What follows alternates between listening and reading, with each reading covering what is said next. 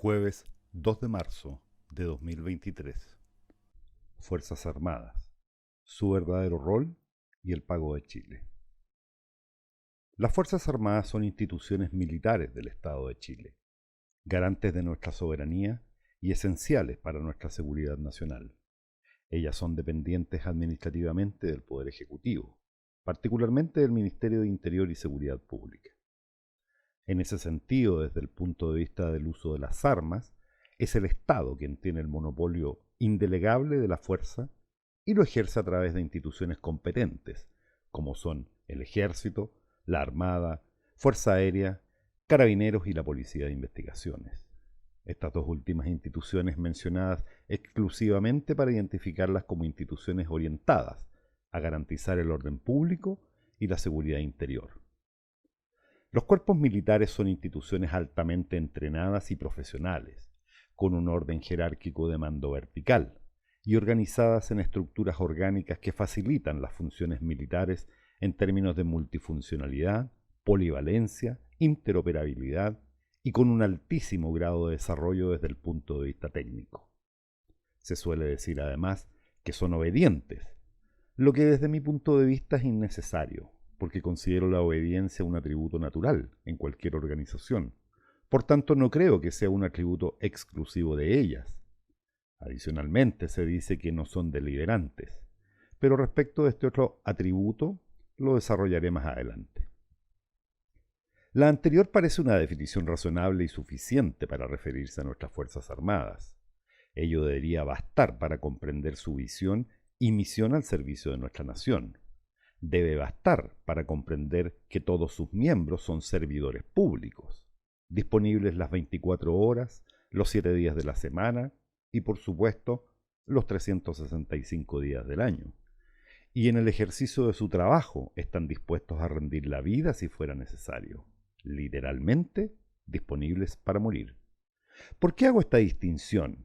Porque muchos confunden servidor público con funcionario público, y nada más lejos de la realidad. Y he aquí el primer punto a destacar respecto de ellas. Un funcionario público, sin desmerecerlo, por cierto, es un empleado que trabaja en horario definido de oficina, que cobra horas extras si se excede en el tiempo normal de trabajo. Lo hace en días hábiles, de lunes a viernes, siempre y cuando no haya feriados, que difícilmente entregará su vida por lo que hace y que está a cargo de un servidor público, o al menos así se espera que sea. Hay harta diferencia, ¿verdad? ¿Por qué he decidido hablar de nuestras Fuerzas Armadas? Bueno, porque soy un civil inquieto, porque me interesa que las definiciones anteriores tengan una importancia preeminente y comprendida transversalmente por la sociedad. Sin embargo, y a juicio personal, creo que no hay tal reconocimiento de su existencia, importancia y del verdadero rol que las asiste, más aún teniendo en cuenta la situación que atraviesa nuestro país. Vamos desmenuzando. No es rumor que hay intenciones por parte del actual régimen de cerrar el penal de Punta Peuco, más allá de desmentidos por la prensa, realizados por el subsecretario de Justicia, señor Jaime Gajardo Falcón, quien negó haber dado instrucciones para preparar el cierre y argumentó que no hay ninguna instrucción formal o informal para el cierre de Punta Peuco que él haya dado al director nacional de Gendarmería, desmintiendo con ello instrucciones que, según fuentes oficiales, habrían sido entregadas en octubre del 2022 al director nacional de Gendarmería, coronel Sebastián Urra. ¿Qué ocurre entonces? ¿Quién dice la verdad? Difícil saberlo con certeza. Lo que sí es cierto es que la ministra de Defensa Maya Fernández, en entrevista con el Mercurio del 12 de abril de 2022, dijo textualmente, abro comillas, el penal de Punta Peuco no debe continuar, cierre de comillas, y agregó que, comillas, no tiene que haber penales para unos y penales para otros, habiendo delitos tan brutales, cierre de comillas. Sabemos de sobra que cuando el río suena es porque arrastra un piano. Por último, a saber que este año 2023 la izquierda pretende conmemorar los 50 años de lo que ellos llaman el golpe militar, pero que otros, y no pocos, lo llamamos los 50 años desde que recuperamos nuestra libertad. Reflexionemos de las críticas que hay hacia exuniformados de las Fuerzas Armadas, reprochados por algunos en la sociedad civil, donde desde distintas redes sociales y autoetiquetados como verdaderos patriotas, enrostran a exuniformados el haber dejado abandonados a sus compañeros de armas. ¿Es realmente esto así? Me inclino a afirmar que no. Por el contrario, creo que quienes han dejado abandonados a exuniformados de las Fuerzas Armadas fueron derechamente los miembros de la clase política o familia política. Y digámoslo también, muchos de los grandes empresarios de nuestro país, que en momentos difíciles de la historia clamaron por ayuda y luego de recibida y controlada la situación por militares, simplemente se olvidaron, pero esta vez con los bolsillos llenos. Esta afirmación que hago puede parecer infundada para algunos. Entonces, para evitarlo, les recordaré algo que creo se hace necesario a la luz de la pésima memoria colectiva de nuestra sociedad. ¿Recuerdan la destitución del ministro de la Corte Suprema Hernán Cereceda Bravo? Él ocupó el cargo entre 1985 y 1993 y fue destituido por el Senado en 1992 durante el gobierno de Patricio Aylwin. Esto a propósito de una acción presentada por diputados de la entonces Concertación, por lo que consideraron abandono de deberes en juicios de derechos humanos, al considerar los políticos que se retrasaba innecesariamente los fallos. ¿Cuál era el caso en cuestión? La supuesta detención y desaparición del militante del MIR y Blanca Paloma, Alfonso Chanfró, ocurrida en 1974. Caso sumario que fue reabierto en mayo de 1990 por oídas de una supuesta testigo que para esa fecha recordaba con impresionante exactitud que había presenciado a Chanfró en un lugar de detención ilegal. Bueno, volviendo al tema central de la traición política, lo relevante para mi sustento es que el ministro Cereceda fue destituido, con los votos de parlamentarios de Renovación Nacional, entre ellos Hugo Ortiz de Filippi, Ignacio Pérez Huócar y Sebastián Piñera Echenique. Este último suscribió más tarde promesas con exmiembros de las Fuerzas Armadas y Carabineros en el marco de su campaña para convertirse en candidato presidencial. Lo cierto es que el tiempo ha demostrado que su traición es de larga data, porque lo concreto e irrefutable es que fue él quien cerró el penal Cordillera en 2013.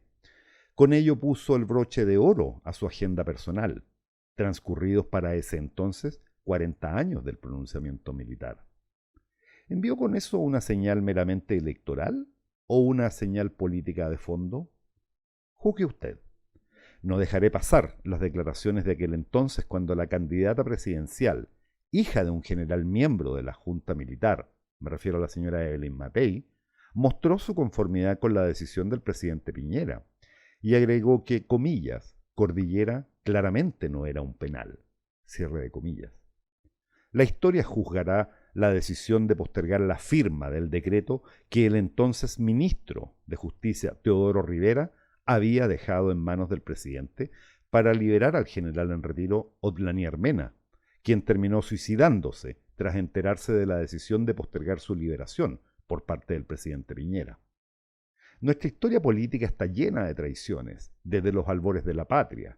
Sin embargo, uno habría esperado que con el paso de los años, la clase política hubiera aprendido algo respecto de principios, valores, consistencia y coherencia.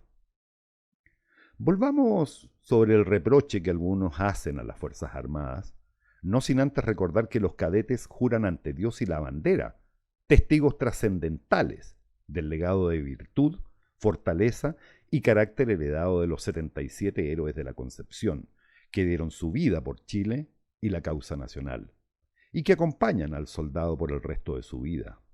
¿Quién en la sociedad civil ha estado o está dispuesto para algo semejante?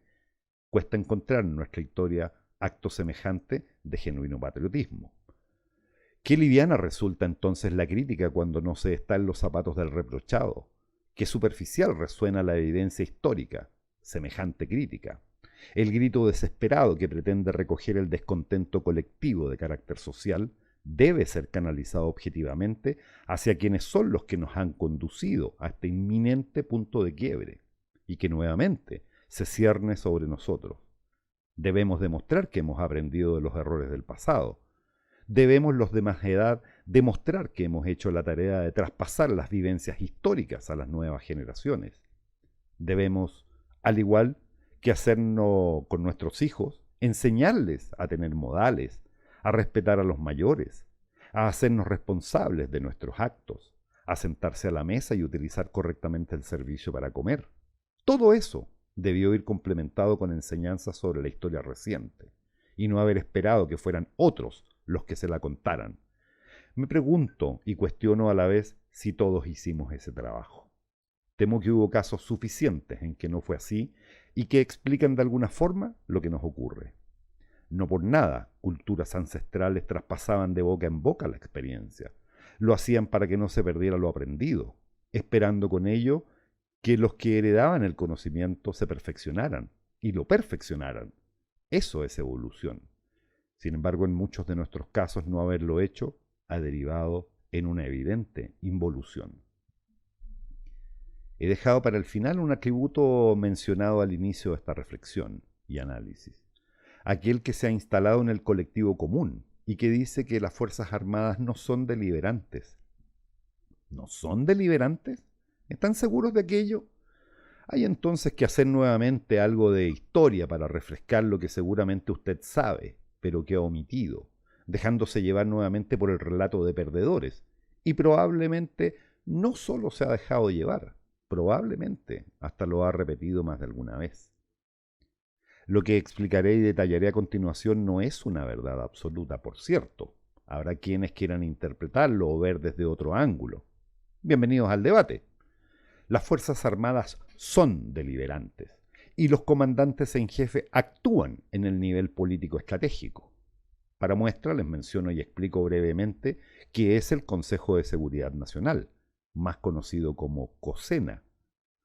El Consejo de Seguridad Nacional es un organismo compuesto por el jefe de Estado, los presidentes del Senado, la Cámara de Diputados y la Corte Suprema, el Contralor General de la República y además los comandantes en jefe de las Fuerzas Armadas, incluyendo al general director de Carabineros, y cuya misión es asesorar al presidente de la República en materias vinculadas a la seguridad nacional.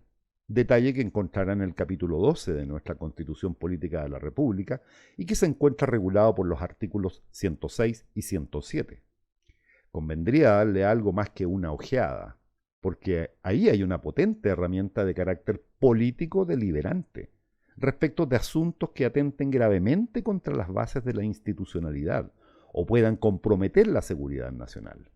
Dicho lo anterior, ¿por qué frente al evidente atentado a nuestra seguridad nacional que experimentamos en la puerta norte de nuestro país, sumado al reconocido terrorismo que asola la región de la Araucanía, no solo no se le ha convocado, se le ha olvidado?